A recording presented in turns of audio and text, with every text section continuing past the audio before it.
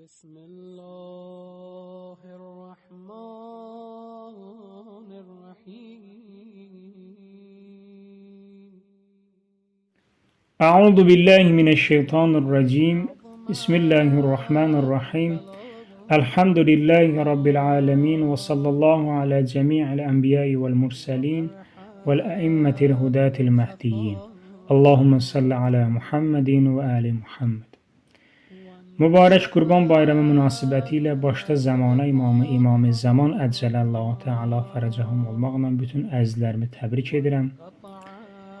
Allah Teala'dan ilahi təqvaya sahib olmağı və ən uca məqama, İshar məqamının ən uca məqamına yetişməyi Allah'tan istəyirəm. Bildiyiniz kimi İslamda rəsmi şəkildə 2 gün bayram qeyd olunur. Birincisi Fitr bayramı, digəri isə Qurban bayramı. Əlbəttə digər bayramlar da vardır ki, onların da özünə məxsus xüsusiyyətləri və fəzilətləri vardır. Onlar öz yerində. Amma bugün Zəmanə İmamı İmam-ı Zaman Əccələllahu Teala fərəcəhumun qeyb dövründə bayram namazı müstəhəbbi olaraq qeyd olunur, müstəhəbbi olaraq qılınır. Amma imamın zuhurundan sonra, Zəmanə İmamının zuhurundan sonra artıq bütün bəşəriyyətə vacib olacaq ki, Zəmanə İmamının imaməti ilə bu namazları yerinə yetirsinlər. Biz Allah Rəsulunun həyatına diqqət etdikdə görürük ki, Allah Rəsulu qurbanlıq günü 2 qurban kəsərdi. Biri öz niyyətinə və əhl-i beyti üçün, öz niyyəti və əhl-i beyti, digəri isə ümmətinin niyyətinə qurbanlıq edərdi. Və bu gündə əzizlər, Zəmanə İmamı İmam-ı Zaman Əccələllahu Teala fərəcəhum da öz cəddi Rəsulullah kimi qurbanlıq kəsir. Biri öz niyyəti üçün, digəri isə ümməti üçün, onun tərəfdarları, onun şiyələri, onu sevənləri üçün qurbanlıq edir. Allah Teala bu qurbanların qanının tökülməsini sevir.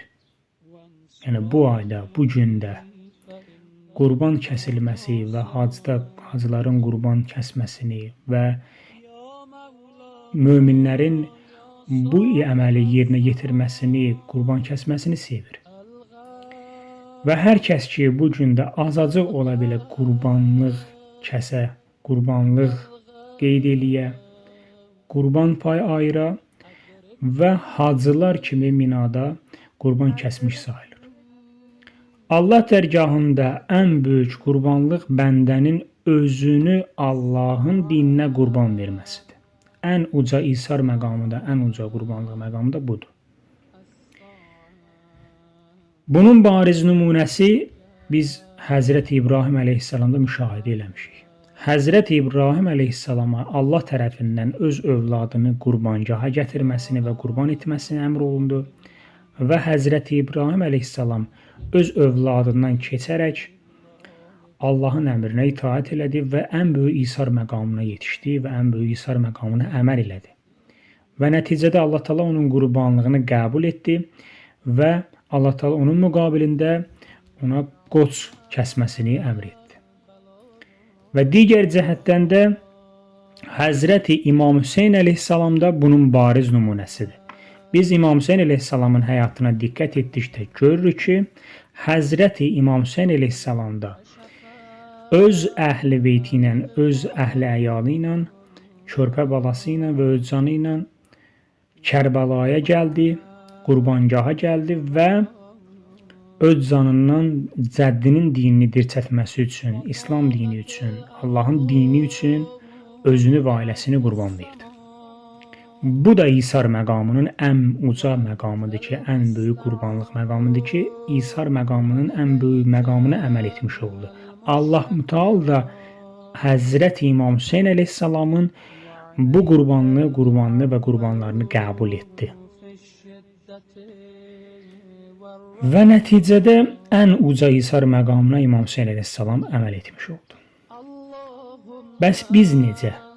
Bu gündə biz Zəmanə İmamının zuhuru üçün özümüzü və ailəmizi, əhl-i beytimizi qurban verə bilərikmi? öz canımızdan, malımızdan keçə bilərikmi? Əgər keçə biləriksə, bunu insan özündə imtahan eləyib görə bilər.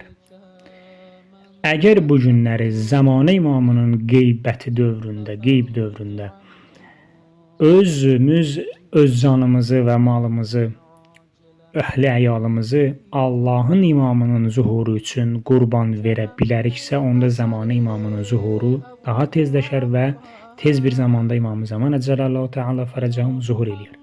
Yox hələ bu günlər əgər biz özümüzü qurbangaha gətirə bilmiriksə, öz nəfsimizdən, öz ailəmizdən, öz maddi və mənəviyyatımızdan keçə bilmiriksə, yəni özümüzdən keçə bilmiriksə, nəticədə hələ İmam-ı Zaman Əcəlallahu Teala fərəcəhumun zuhuru təxirə düşəcək və ta o zamana kimi ki, biz özümüzü, öz əhli-əyalımızı qurbangaha gətirək və özümüzdən keçə bilək.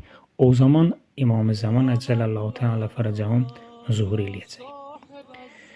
Vəssalamu aleykum və rəhmətullah.